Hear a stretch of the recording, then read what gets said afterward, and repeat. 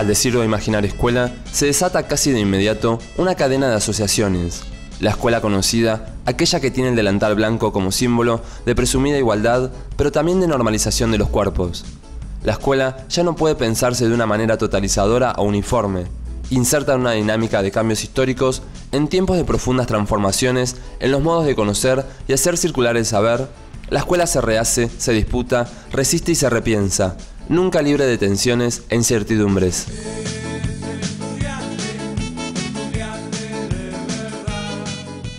Esa vieja escena de el profesor hablando o el maestro hablando y los alumnos pasivos escuchando es una escena que fue perdiendo vigencia. Los grandes movimientos estudiantiles, ya desde fines de los 60 en adelante, tuvieron un componente de reacción frente a ese modelo. Durante todo el siglo XX se habían realizado muchísimas experiencias de otro tipo de escuelas, desde las escuelas libertarias de los anarquistas, las escuelas participativas de los socialistas y toda la herencia de la escuela activa europea. Ahora, llegamos a los años 70, ¿sí? Y la dictadura reacciona brutalmente, ¿no? Yo pongo la imagen de nuevo. O sea, cuando vemos una foto cualquiera de cualquier colegio secundario de la dictadura, otra vez vemos el pelo corto, la corbata y el cuello duro, ¿no?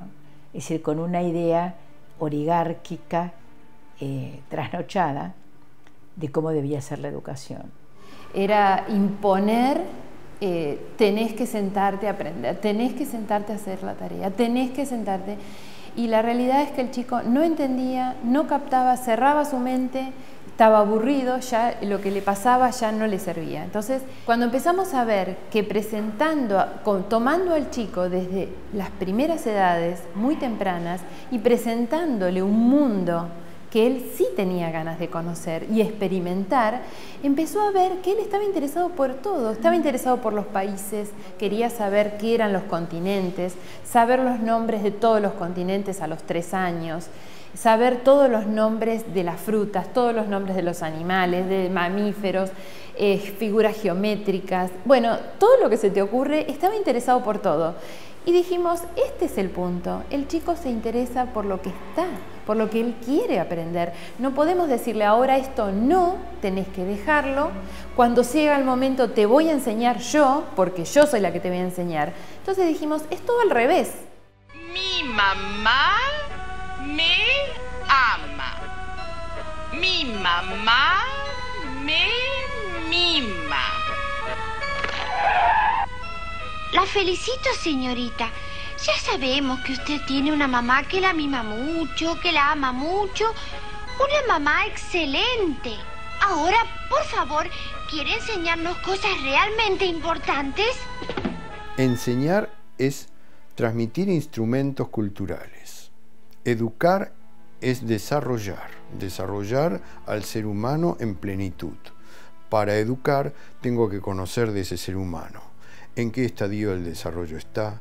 ¿Cuáles son sus necesidades primordiales y resueltas? ¿Cuáles son sus emociones actuales? Obviamente, ¿cuáles son sus pensamientos, ideas, cogniciones? ¿En qué cultura está inmerso? ¿Quiénes son sus apoyos culturales sociales? Todo esto tiene que saber un docente. Si confunde todo esto con administrar Cristóbal Colón en la tercera del lunes, este chico va a un informadero que no necesita.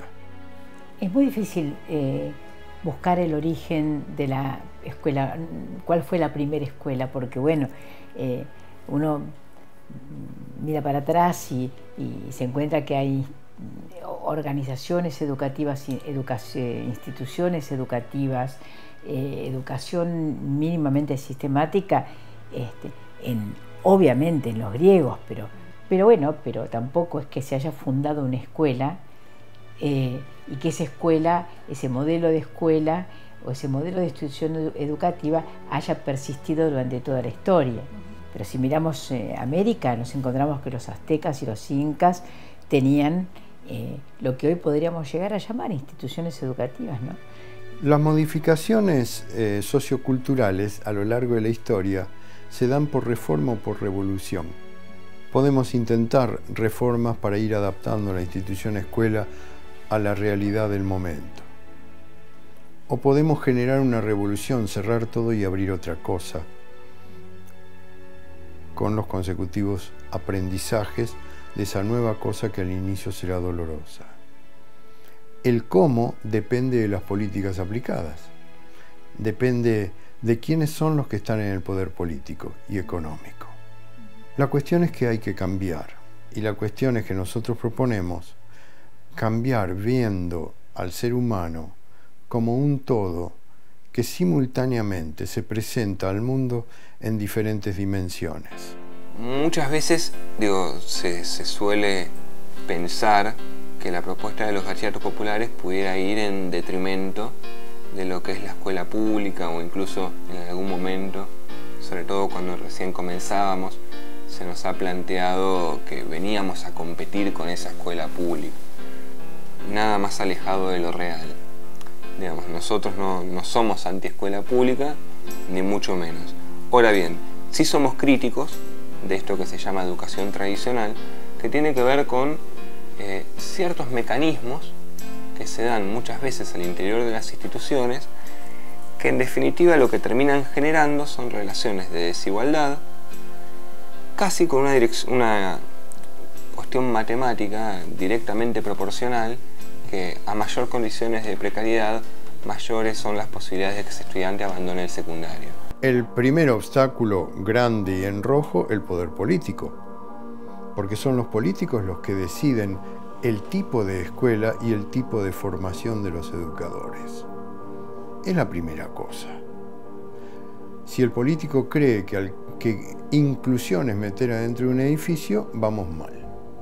La palabra escuela proviene del griego solé, que quiere decir lugar de ocio. No lugar de aprendizaje, lugar de estar un rato.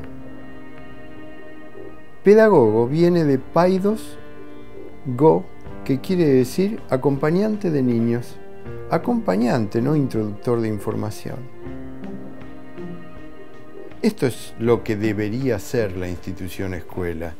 Un lugar donde es agradable ir para de paso obtener los códigos de la cultura.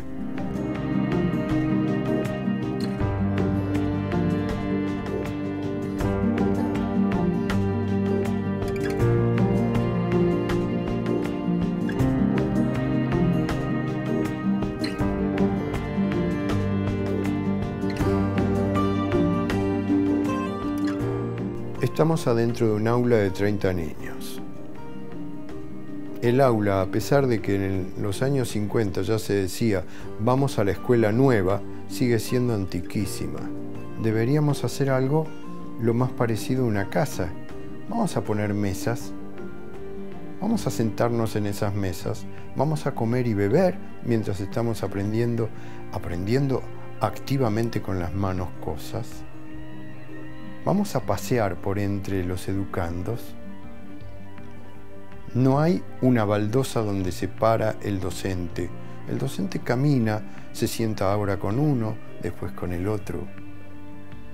Charlamos entre todos, charlamos en subgrupos. Unos están interesados en resolver un tema, otros en otro tema, y el docente ayuda en el proyecto de esos niños. Ya se ha comprobado que eso sirve. La escuela que todos conocemos como la escuela sarmientina, en realidad tuvo antecedentes, porque escuelas hubo en la Argentina desde la época de la colonia. Con la independencia, las escuelas, muchas escuelas parroquiales fueron complementadas por otras escuelas que pasaron a ser escuelas de la patria. Las viejas escuelas del rey pasaron a ser escuelas de la patria. La década de 1880 es una década muy importante en la organización de ese sistema, en donde el Estado va a tener un papel fundamental y donde va a primar la idea de la educación laica, gratuita y obligatoria. que queda inscripta en la Ley 1420 de 1884.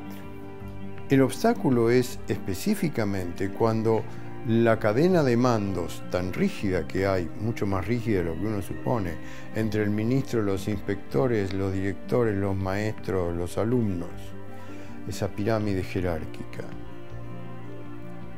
Si eso no se flexibiliza, si eso no se transforma en un congreso pedagógico permanente que tiene que tener la educación, por lo menos la educación argentina, tener un congreso pedagógico no de tal día a tal día, sino abierto permanentemente a la discusión permanente, para que podamos encontrar finalmente algún rumbo que necesariamente será un rumbo transitorio, porque dentro de 10 años será otro rumbo, pero por lo menos un rumbo pedagógico.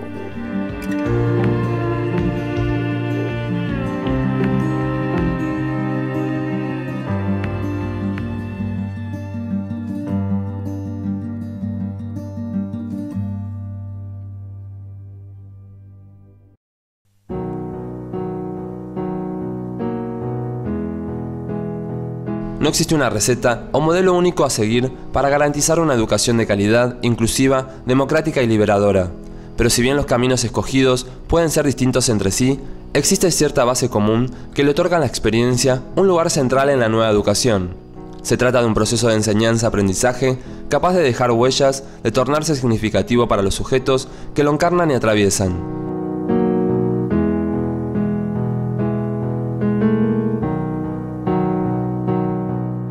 Yo siempre subrayo que no existen pedagogías alternativas. Existen alternativas pedagógicas, que no es lo mismo. Porque si yo digo pedagogía alternativa, digo yo tengo la verdad y todos ustedes están equivocados. Entonces me armo una escuela privada y yo hago lo lindo que yo creo dentro de mi escuela privada, que no está mal, pero no alcanza. Si uno quiere llegar al 100% de la población, uno tiene que enseñarle a este docente a ser docente de una escuela inclusiva. Para eso tiene que cambiar su formación. Bueno, la pedagogía logosófica, que es la que se fundamenta el Colegio González Pecoch, forma parte de una red, de un sistema logosófico de enseñanza que en realidad no solamente está en la Argentina, sino que lo han adoptado otros países como Brasil y Uruguay. Una pedagogía que se basa en dos pilares fundamentales. Uno, que es impartir la enseñanza oficial, la que está legislada en cada país, obviamente, y otra que tenga que ver con la concepción de los principios o fundamentos de esta ciencia.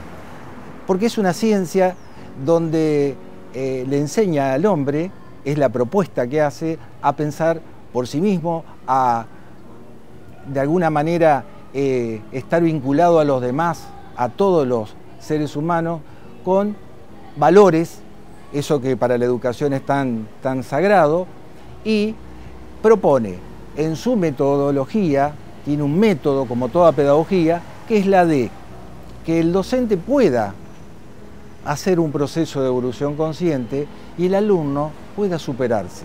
Es muy innovadora porque educa para la vida consciente y no es tan fácil ser consciente permanentemente de lo que uno vive.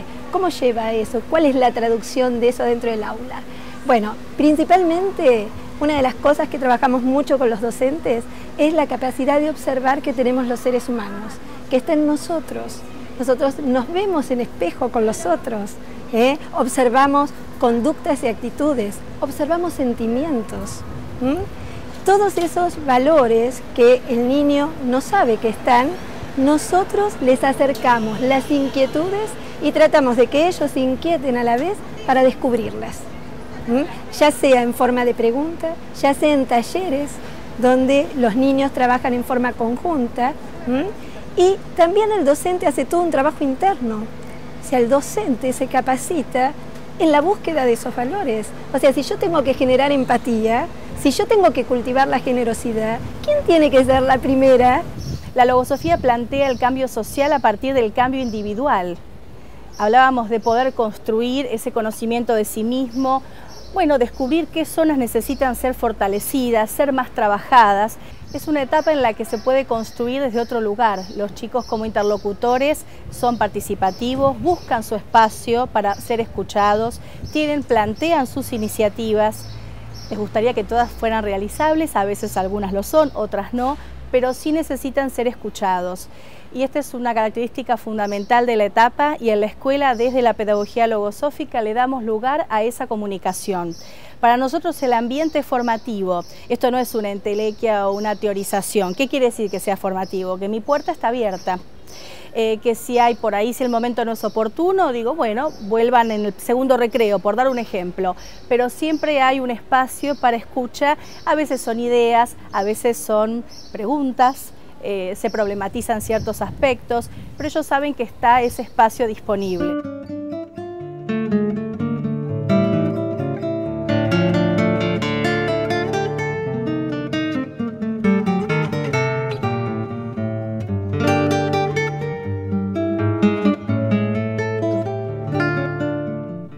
En la Argentina todavía es incipiente el movimiento Montessori.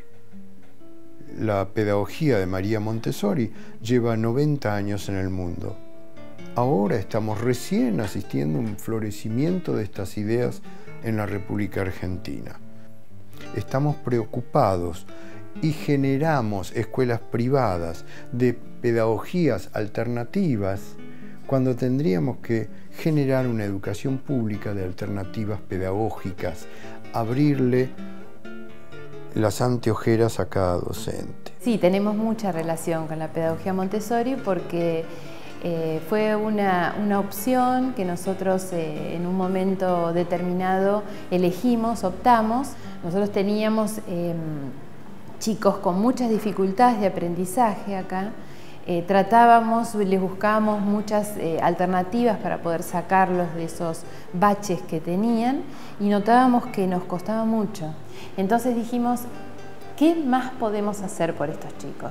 Y encontramos que esto es lo que podemos hacer, darle herramientas para que él se sienta que él puede cambiar, que él puede elegir el día de mañana. Entonces sabemos que ahora está interesado, tenemos chicos en este momento nosotros llegamos hasta los 14 años trabajando acá en la casa, y que son chicos que se interesan por otras cosas, que puede ser hasta de seguir un oficio manual, pero que están interesados por aprender y por dar de ellos lo mejor que tienen. En la pedagogía Montessori el niño es sumamente activo. Él mismo va buscando su aprendizaje, ¿sí? Apoyándose sobre sus saberes previos. Es constructivo en sí mismo el método. Que es completamente diferente al método tradicional, en donde el chico está sentado, siempre en el mismo lugar, en la misma silla, haciendo lo mismo que todos. Acá no. Acá el chico despliega todos sus saberes. Tiene placer por aprender. Él se genera sus preguntas. Él va a la actividad que en ese momento desea y a la actividad que le interesa en ese momento. Y esto es un motorcito, porque en la medida que él va viendo que puede, busca más actividades. Entonces, trabajamos la autoestima, trabajamos la confianza, la autonomía, son autodidactas.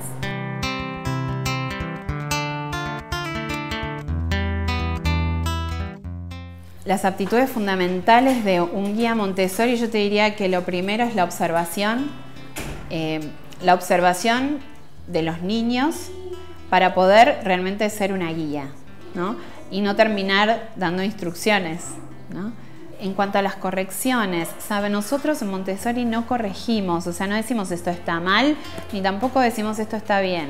Y por una cuestión de que queremos que esa evaluación sea una autoevaluación. Es decir, que su valoración personal no dependa de otro, sino de lo propio. Entonces, por ahí viene un niño con un dibujito, ¿te gusta, señor? ¿Y a vos? ¿Te gusta a vos? Sí. Qué bueno, me imaginé, o sea que te iba a gustar. Entonces ya pones, digamos, la evaluación en él, ¿no? Lo que la doctora Montessori nos enseña es que el niño ya al nacer trae una energía vital extraordinaria, un mundo de potencialidades a desarrollar y una memoria vital por la cual todo aquello que absorbe lo encarna en sí mismo, digamos. Pero Lo que a mí me resulta particularmente interesante es el tema de las potencialidades y que van de alguna forma guiando lo que nosotros también llamamos el maestro interior. El niño tiene dentro de sí mismo la guía, la principal guía o el principal maestro que lo orienta en la búsqueda de lo que él necesita desarrollar para hacer aquello a lo cual él viene a ser en este mundo.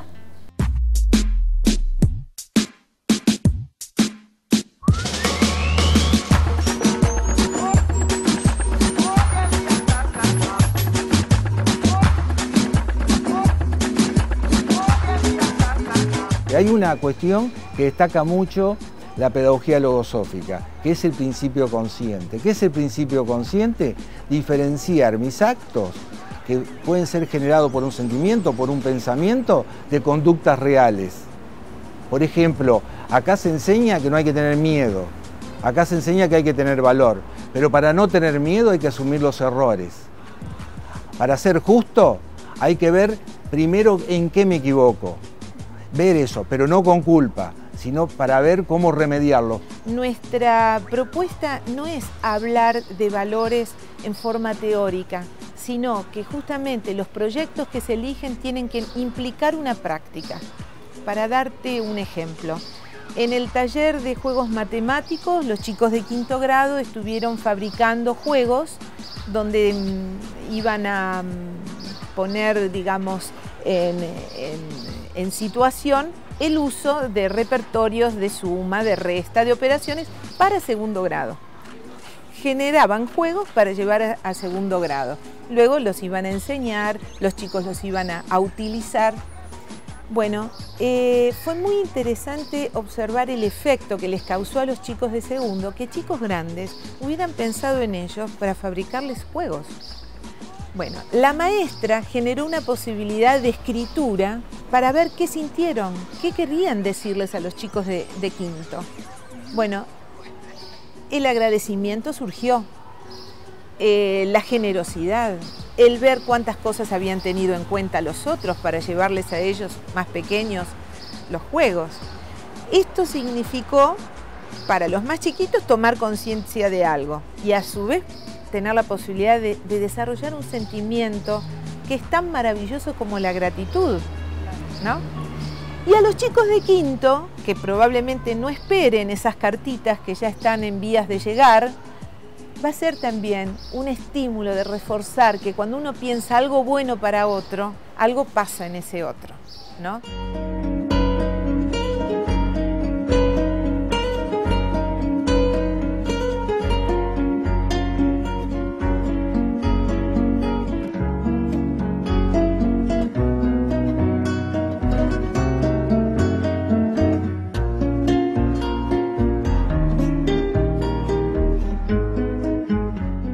Entonces deberíamos reformular la educación pública, más que abrir escuelas alternativas.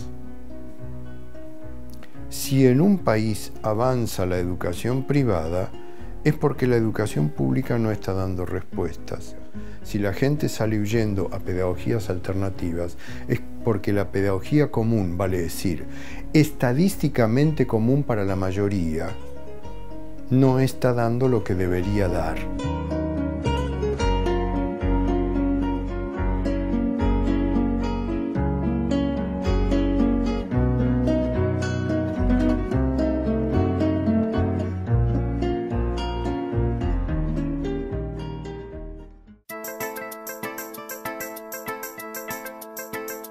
Cuando hablamos de educación popular, Paulo Freire propone una pedagogía que se centre en la vida del sujeto. Aprender de las experiencias, de las vivencias, de nuestras historias personales, desarrollando una pedagogía de la liberación, donde los actores son responsables de su propio ser y guías de su propio destino. El educador necesita del educando, así como el educando necesita del educador.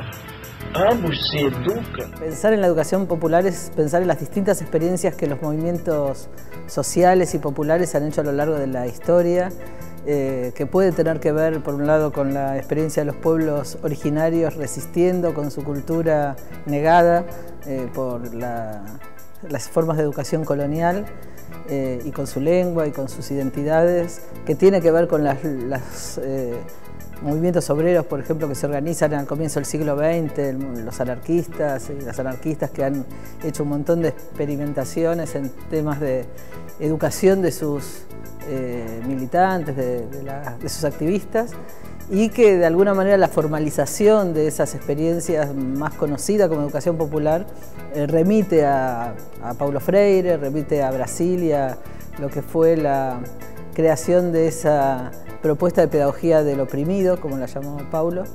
Educación, política, cultura, digo, son palabras conceptos que nosotros no podemos pensar disociados entre sí. Entendemos el acto educativo como un acto meramente político. Y ahí estamos con Freire, ¿no? Digo, también de los 90 a esta parte, digamos, se ha creado todo un imaginario que asociaba lo político a lo partidista. Bueno, nosotros hablamos de una educación política en el sentido de una educación transformadora, una educación que busque cambiar las relaciones de desigualdad que existen y que en ese punto permita la problematización de la realidad justamente para poder modificarla, para poder trastrocarla. Sigue siendo pedagogía de resistencia, sigue siendo las dimensiones con que los movimientos van creando y creándose a sí mismos como sujetos colectivos, históricos, van haciendo teoría desde sus prácticas, van pensando la realidad que quieren transformar, conociéndola y al mismo tiempo que la modifican con su acción, es decir, una relación teoría-práctica muy inmediata, van creando nueva teoría. Entonces, en ese sentido también es una idea y una propuesta de cómo crear conocimiento, ¿no? Es decir, donde el sujeto que está creando conocimiento es un sujeto colectivo, es un sujeto histórico, es un sujeto organizado y que al tiempo que va creando conocimiento se crea a sí mismo como sujeto, ¿no? Punto de partida de la educación está en el contexto cultural, ideológico, político, social de los educandos. No importa que esté este contexto echado a perder. Una de las tareas del educador es rehacer esto. El bachillerato comienza en el año 2004, su apertura hacia el barrio, aunque lo que tiene que ver con el trabajo previo de apertura se sitúa un año antes. Durante el año 2003 lo que se estuvo haciendo básicamente fue un trabajo de mapeo social, es decir, recorrer el barrio y ver si existía o no una necesidad educativa, una demanda educativa, a la vez que se hizo también un relevamiento hacia el interior de la fábrica para ver cuáles eran los niveles educativos alcanzados por los trabajadores. Los datos arrojaron la necesidad de generar un espacio educativo para la población de jóvenes y adultos, que es la población que históricamente siempre se ha visto más faltante de lo que hace a política pública. En mi etapa donde vine a anotarme estaba medio dispersado del estudio y no me estaba yendo bien, no podía pasar ni concurrir bien, relacionarme bien. Y a mi mamá se le ocurrió, ya que sus ideales son como las del lugar, anotarme acá. Solo pensé que era un lugar más donde iba a estar y no sé, que no tenía ninguna expectativa, sinceramente, ninguna. Los trabajadores siempre tuvieron en claro en ese sentido que la necesidad de este espacio educativo iba más allá de que fuera algo para los propios compañeros de fábrica, sino que en realidad fuera una forma de devolución al barrio de lo que fue todo el proceso de ayuda, en lo que fue la lucha por la recuperación de la fuente de trabajo. Periodo de toma, periodo de lucha que pudo sostenerse no solamente por la fuerza de los trabajadores, sino también porque había un barrio que estaba acompañando ese proceso. Como forma de devolución a la comunidad, entonces surge la propuesta de pensar estos espacios educativos, que vienen de la mano de organizaciones sociales, que INPA fue el primero, y que al día de hoy hay más de 100 bachilleratos populares funcionando a lo largo del país. La crisis pasó hace 10 años y la Argentina se mueve y no hay que seguir con algunos subsidios eternamente que no se justifican.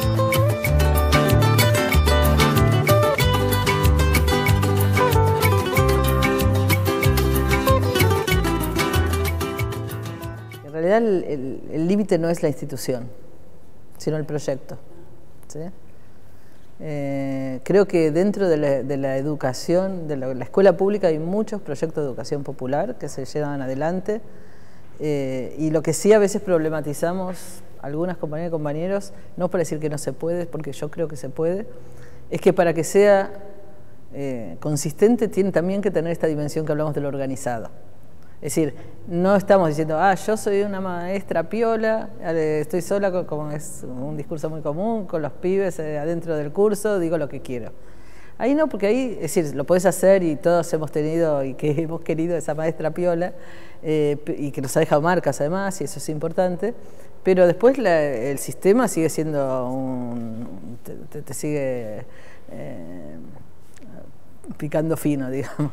Entonces, no sé si hace falta un movimiento pedagógico popular que atraviese la escuela y que tenga como sujetos a los educadores y educadoras, pero también a los estudiantes, también a la comunidad, porque la crisis de todos los proyectos, incluidos los de educación popular, a mi entender, tiene que ver con que hoy hace falta red, hace falta trabajar en red para sostener estas posibilidades de hacerse cargo de desafíos tan grandes. Lo que sí creemos nosotros es que en muchas de sus prácticas la escuela sigue generando expulsión. Y hablo de expulsión y no de deserción, que son dos conceptos distintos. Digamos, sigue generando expulsión. Ahora bien, como la cuestión aquí no es pelear con la escuela pública, lo que nosotros creemos que los bachilleratos populares tienen para ofrecer es en definitiva la posibilidad de generar una nueva escuela. Una nueva escuela que contemple a los sujetos reales que transitan por ellas. Sabemos, y en los 90 se ha hecho muy evidente, que quienes justamente prefiguran las políticas educativas para jóvenes, para todos los niveles, por lo general están asociados más a tradiciones tecnocráticas y tienen muy poco trabajo de base o de territorio, ¿no? Entonces es muy fácil hablar en un ideal de lo que debería ser la escuela, y muy fuerte el contraste cuando te enfrentás con prácticas reales de la escuela. En ese sentido, que las organizaciones sociales estén proponiendo su propio proyecto educativo, intentando, insisto, no ser una isla, sino interpelar al conjunto de la docencia, entendemos que es parte de la meta y parte del objetivo, y hacia eso apuntamos. Yo en general me iba bien, tenía facilidad para hacer las cosas, pero estaba muy perdido o sea, no estaba muy concentrado en que estudiar era lo que yo quería. Y faltaba mucho y cosas así. Y al final del año pasado, ya por eso pasé, porque puse mucho, vine mucho y pude, con mucho esfuerzo pude pasar al tercer año. Y este año, en tercer año, tengo todas las materias aprobadas y vengo todos los días y ya estoy inscrito en una tecnicatura, la tecnicatura de telecomunicaciones, y mi cabeza es totalmente distinta.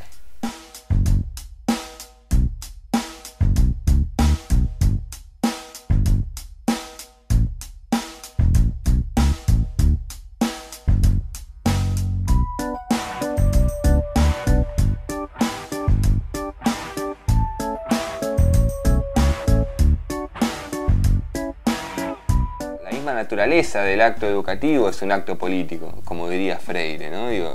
Mi misma definición como trabajador de la educación hace de mí un ser político y un militante político, y la cultura, también entra en esa diada, porque justamente, se ha generado de algún modo, muchas veces esta escisión de clase o esta relación de desigualdad se ha dado también en el ámbito de la cultura. Es decir, pareciera que hay una cultura privativa para cierto sector social y una cultura a la que ese sector social no puede acceder. Eso es algo que trabajamos mucho acá. Trabajamos mucho, desde materias específicas que problematizan la cultura como tema, hasta, de pronto, yo soy profesor de lengua y literatura, ¿no? Trabajar sobre que los estudiantes puedan pensar que la literatura es algo que puede ser objeto de su consumo y de su producción, es realmente todo un trabajo a lograr. Por lo general aparece como el discurso de un otro que es de otra clase, que no es la mía, y que por lo tanto no tiene nada que decirme. Entonces poder desarticular esos discursos y poder revertirlos, digo, para que ellos también puedan sentir y producir y generar textos literarios, como para nombrar una de las manifestaciones de la cultura, es sin duda uno de los desafíos más interesantes. Creo que un eje de la educación popular hecha desde los oprimidos y oprimidas es la creación colectiva de conocimientos. Es decir, no se trata de transferir conocimientos ya sabidos, sino de crear nuevos conocimientos, y eso tiene que ver también con investigar y con cambiar la realidad. Y digo que es lo central porque lo más necesario para cambiar el mundo, que es el sentido de la educación popular, todavía no lo conocemos. Es decir, hay una parte que estamos reconociendo y una parte que hay que crear, que inventar, porque el objetivo de la educación popular es revolucionar el mundo en el que estamos. Entonces esta idea de revoluciones, de emancipaciones, de una pedagogía que es al mismo tiempo anticolonial, antipatriarcal, anticapitalista, es decir, que asume las distintas dimensiones de la confrontación con todas las dominaciones, y todas las dominaciones se expresan sobre un lugar en primera instancia que son nuestros cuerpos. No es transmisión, como decía, de conocimientos, no es solamente una currícula que hay que aplicar a cualquier sujeto. El sujeto es parte de la creación de la currícula, sea en una currícula institucional escolar o sea fuera de la escuela. Es decir, es el movimiento que se organiza y dice, necesitamos saber esto.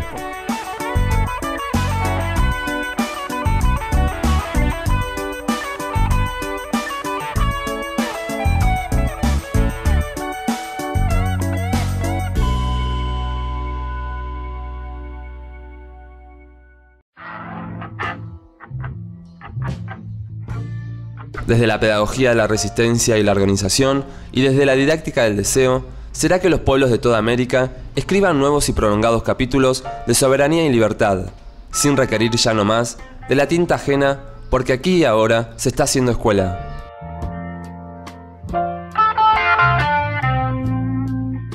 Sí, yo creo que hay un tema que es clave, que es que siempre estamos aprendiendo y rehaciéndonos en el proceso pedagógico, ¿no? Esa idea de tratar de achicar la distancia entre educador y educando, y que en el proceso todos aprendemos y todos enseñamos y todas, tiene que ver también con eso, porque realmente es así. Realmente es que para conocer una realidad en un barrio necesitamos dialogar y conocer con todos los ojos y todos los sentidos y todas las fuentes posibles para poder ser eficaces en esa transformación. Al educador no se lo ha formado para captar el mundo de valores de sus educandos, que no es el mismo en un barrio que en el otro, en una clase social que en la otra. Y hay una escala de valores declamados de ese grupo, de ese subgrupo, y hay una escala de valores ejercida, a veces en forma no consciente, que es otra distinta de la escala declamada. Yo digo que soy bueno y pateo al perro. ¿Cuáles son mis valores? Entonces, por empezar, entender el contexto en el cual el educador está educando.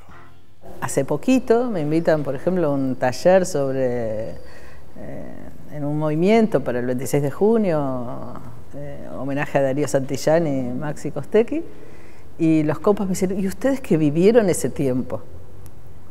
O sea, el 2002, y yo lo miraba, ¿de qué me están hablando? Decía, ¿cómo que vivimos ese tiempo? Dice, sí, ustedes que vivieron en ese tiempo y saben cómo se vivía en ese tiempo. Y claro, yo ahí saco la cuenta que los chicos, o los compañeros, compañeras que están haciendo ese proceso, ya pasaron 12 años, tendrían por ahí 8 años cuando fue esto, que además está viviendo, por ejemplo, a partir de las nuevas tecnologías, en esta cuestión del zapping, de la cultura de cambiar rápidamente de imágenes y de estímulos y aburrirse de leer mucho. Y entonces, bueno, hay que interactuar con eso, porque no podemos ponernos a decir, eso no es, esto es. Hoy los jóvenes están viviendo en esa cultura y así todos se rebelan. Entonces, si se rebelan desde esa cultura, habrá que aprender los códigos para dialogar y encontrar más maneras de pensar estos procesos pedagógicos, también interactuando y desafiando algunos aspectos de esa cultura, pero dándole otros sentidos, ¿no? O que eles estão é mais uma vez provando certas afirmações teóricas de analistas políticos de que é preciso mesmo brigar para que se obtenha mínimo de transformação. Eu acho que essas marchas nos afirmam como gente, como sociedade querendo democratizar-se. La democratización del saber, democratizarlo desde no presentarlo como una verdad unívoca, sino como una construcción también social, colectiva, política, y en todo caso permitirles a ellos el discutir ese saber y el hacer del saber un punto de encuentro y de desencuentro para la construcción de nuevos saberes. La relación con los estudiantes es una relación de compañeros. Digamos, nos pensamos como compañeros, porque la lucha en definitiva que damos es la misma. Digamos, somos todos pobres, somos todos desposeídos de un montón de cosas, entonces puedo ver al otro como, tengo que ver al otro como mi compañero. Digamos, lo que no significa también, digo, otra lectura simplificadora de Freire, lo que sería un acto demagógico. Digamos, justamente lo que nosotros no propiciamos y no queremos es justamente corrernos de nuestra autoridad docente. Autoridad en el buen sentido de la palabra. Autoridad en el sentido de responsabilidad, en tanto que yo tengo un saber que ese estudiante no tiene, que no significa la negación de los saberes del estudiante, sino que en todo caso es el puntapié para esos encuentros. Me acuerdo que una de las experiencias más lindas que en ese sentido de la currícula conocí fue en Chiapas, cuando conocí las primeras escuelas zapatistas, y yo les decía, bueno, ¿y cuál es la currícula? ¿No? Así como molestando un poco también con la formalidad de la educación, de los términos de la educación estatal. Les decía, ¿cuál es la currícula? Ah, tenemos 10 puntos. Tierra, libertad, justicia. Es decir, la currícula es el programa de transformaciones de la realidad. Y entonces sí, claro que ellos estudiaban, por ejemplo, historia, pero no estudian historia, sino historias. Las historias, porque ahí hay por lo menos 4 pueblos que tienen historias diferentes, y entonces el origen del mundo tenía 4 posibles relatos, y no solo el relato colonial impuesto por el conquistador. Si se hablaba de lengua, eran lenguas, había 4 lenguas. Si se hablaba de matemáticas, por ejemplo, que también ahí y en otros lugares insistentemente preguntaba eso, porque siempre es uno de los debates, pero la educación popular para las matemáticas o para las no se puede aplicar. Sí, porque ellos, por ejemplo, veían, a ver, ¿cuánta tierra tiene el terrateniente y cuánto necesitan ellos para cultivar y cuánto están? Y esos cálculos que necesitan para su vida productiva, por ejemplo, los aprendían con una necesidad real de utilizar esa herramienta de la matemática. Y también, por ejemplo, en Guatemala, que he estado con comunidades en resistencia, que me decían, nosotros aprendíamos muy rápido en guerra, todavía en la época de la guerra en Guatemala, las matemáticas, porque decíamos, estamos acá, el ejército viene hacia acá, está avanzando a tal velocidad, ¿a qué hora nos tenemos que ir para no caer víctimas del ejército? Por ejemplo, los problemas de matemática les iba la vida misma. Entonces yo creo que esa relación con la necesidad, estoy poniendo casos extremos, ¿no? Pero esa relación entre qué aprendemos y qué necesitamos aprender para luchar mejor y para transformar el mundo en el que estamos. Tenemos la esperanza que nuestro futuro será diferente y mejor, porque sabemos que nuestra educación autónoma no tiene fin y ya estamos pensando en una tercera generación y estamos pensando en una secundaria. Hemos avanzado muchísimo, incluso con este gobierno se ha avanzado muchísimo en el sentido de integrar a los chicos bolivianos, los chicos coreanos, los chicos paraguayos, los chicos brasileros, el hecho de que haya uruguayos, el hecho de que haya escuelas bilingües biculturales en la Argentina hace un avance enorme. Esto es un avance especialmente de los últimos años. Entonces, me parece que la diversidad debe tomarse no como un mecanismo de individualización y de desintegración, sino todo lo contrario. Debería tomarse como un sentido de la integración. la integración pedagógica. Este es un espacio que fue parte de ese 2001 de ocupación y hacer público muchos espacios que estaban abandonados. Este era un espacio abandonado, un espacio que estaba en ruinas. El piso que hay acá lo hicimos nosotros, los cerramientos, las ventanas, el portón, todo lo que ven mínimamente construido, las oficinas las creamos con nuestro trabajo voluntario, colectivo, desde el equipo Pariunos en Rebeldía. Y este es un lugar que, de alguna manera, a partir de transformarlo con nuestro trabajo, también se puso en función social. O sea, era privado, pero estaba abandonado, en realidad. Ahora es un espacio social, claro que se valorizó, porque hay un ciclo de valorización del capital a partir de la especulación inmobiliaria y financiera y en la ciudad. Entonces, el Banco Provincia de Buenos Aires se acordó de que tenía una hipoteca sobre este espacio y están queriendo ejecutarla. Estamos frente a eso, frente a la posibilidad de un desalojo. Bueno, nosotras y nosotros decimos que los sueños no se desalojan y decimos que tampoco estamos en un territorio con fronteras, así que esperamos cuidar este espacio, pero no cuidarlo nosotros como grupo ni para nosotros, sino como parte de los colectivos que acá sueñan, y vamos a tratar de defenderlo, vamos a tratar de cuidarlo, vamos a tratar de que siga siendo un espacio social, pero sabiendo que es una pelea bien despareja, sueños contra bancos, ¿no?